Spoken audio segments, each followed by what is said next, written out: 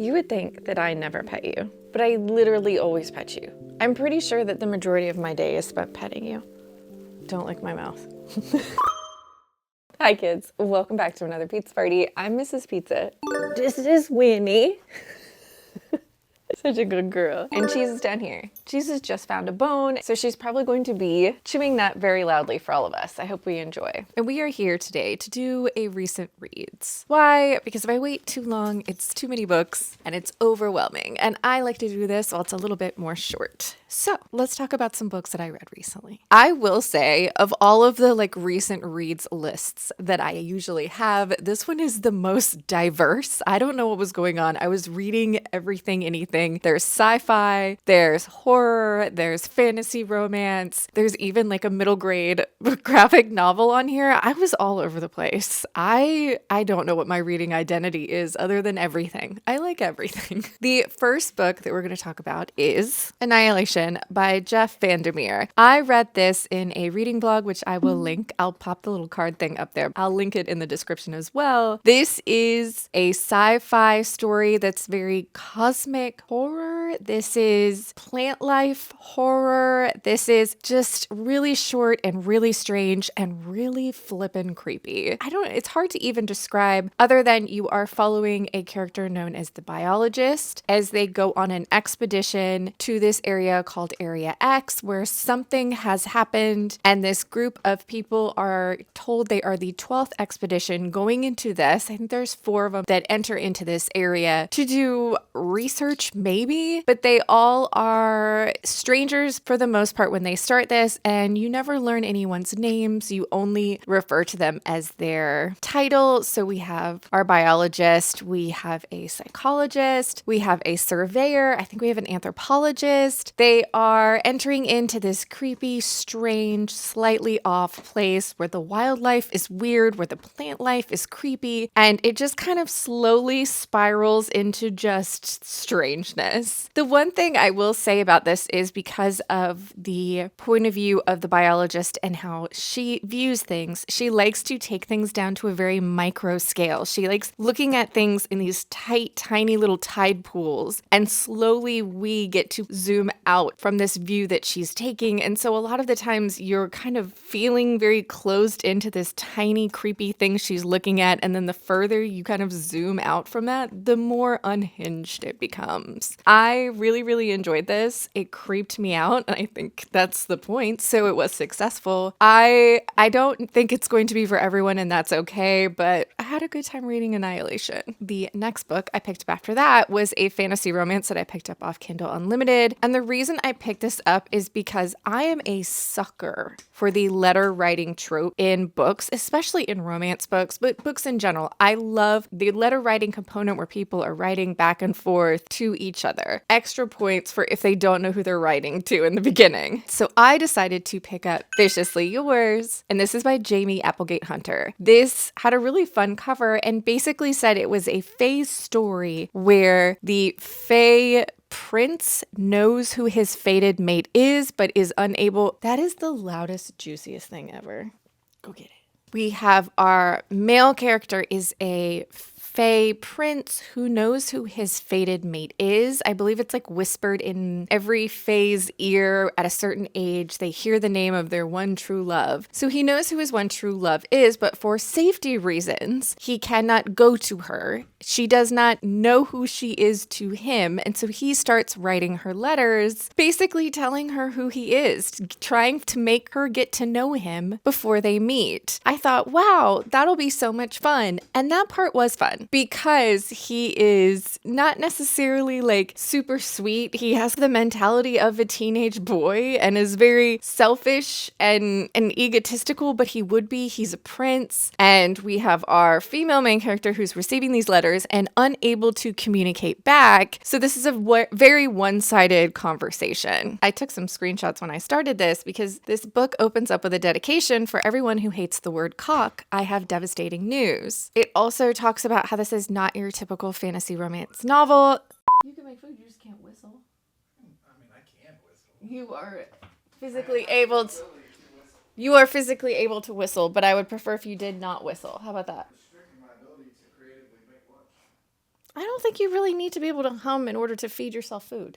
All right, now that he's properly fed himself, let's talk about Viciously Yours. I will pop up on the screen. The author actually put at the very beginning of this book a disclaimer, is what I'm going to call it, saying this is not your typical fantasy romance novel. There is minimal world building, no overarching background plot, and no big villain. The plot focuses solely on the romance between the two main characters because it's a romance book. And I would say I've read fantasy romance books that just happen to be taking place in a fantasy world, but we are focusing on the two main love interests. This is not a brand new thing and can be done successfully. I did not think it was done successfully in this book. After the letter writing element stops in this was the tone was all over the place. We had, as an example, doing sweet forehead kisses and then going into some really hardcore sex stuff. Like the kind of the whiplash it was giving me. The main character, our male main character, at one point literally cuts a chunk of his arm off because another woman touched him there. But yet this wasn't the vibe we were getting from him throughout the entire book. If he was always like slightly unhinged villain type, I probably would have been okay with this, but he wasn't. He was very like, for the people, best guy ever, just like sweet forehead kisses, I'm going to send you presents. Also, I'm going to cut a hunk of my arm off because somebody else touched me. What is this chaos? I did not end up liking this. This felt like we were smashing a whole bunch of different books together and just goop was falling out the sides. This was not good. I did not like it and I would not recommend it. The next book I picked up after that was also a book that I was listening to on audiobook in that reading vlog that I've already linked, and that is Kindred by Octavia E. Butler. This is considered like a new modern classic. This has a slight sci-fi twist to it, and I absolutely adored this book. This is the story of Dana, and she is a young Black woman living in California in the 1970s. She's somewhat newly married, and her husband have moved into a new apartment together when something strange starts happening to Dana. She starts having involuntary time travel episodes. She gets this very strange lightheaded feeling, and then she is sucked into the past where she is suddenly in the antebellum South in a time that it is incredibly dangerous to be a Black woman. The first time this happens, she witnesses a young boy in I think it's like a lake or a pond, some body of water, and he's drowning. She jumps in, saves him, and then the story ensues. Dana is going back and forth through time, but the time period that is happening in her present day, where all of this time travel is happening, is very, very short. She is having to figure out the way this time travel works. She's trying to figure out why she was brought to this specific time with these specific people. She's really just trying to work out how this is happening and why it's happening to her. This book has a very straightforward tone to it. It took me a minute to kind of wrap my head around it, but when I finally understood it, the best way I can describe it is this has the tone of a survivor telling their story. We're not bogged down in the details of the color of the trees or how things smelled. Instead, we're told the story the way a survivor would recount their story. The example I've been using for this is there is an instance where Dana is in an altercation. This is very pivotal to her relationship with another character, and she point blank, very bluntly says, "He kicked me in the head. I blacked out. When I woke up, I was missing 2 teeth." It's very straight and to the point. It's incredibly brutal, but not gruesome. I really, really enjoyed this. I think this writer is incredibly talented, and that is not a hot take. I feel like I'm one of the last people on this bus. Everybody knows that Octavia E. Butler is a fantastic writer, and I'm glad I finally picked up something from her. I loved Kindred, and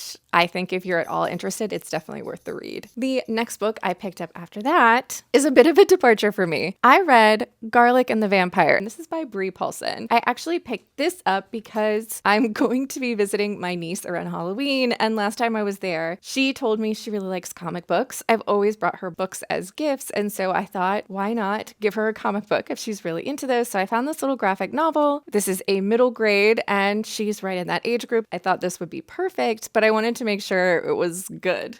I wanted to know what I was sending off to her. This is the story of a garlic. You can see her on the cover. She lives in this witch's garden with all of these sentient vegetables, and someone suddenly is inhabiting a castle nearby, and everybody is worried. Since this castle was vacant for so long and suddenly somebody's there, everyone is worried. All of the vegetables are very, very worried that it might be a vampire. So Garlic has to go off and investigate. This is absolutely adorable. It's really, really sweet. I think there's more books in this story as well, but it's like a spooky good time. It's a middle grade story about a garlic that's going off to see if there's a vampire. I mean, the art is adorable, and I think my niece is really gonna love it. The next story I picked up after that was Horror Story, and this is by Paul Tremblay. This is his newest horror novel that just came out, and this is a story about a cult movie. See, years ago, a group of friends all got together and decided to make a movie, but only one of them survived. And years later, they're doing some sort of reboot reimagining of this movie that has this real cult following, even though it was never released. I think only like 4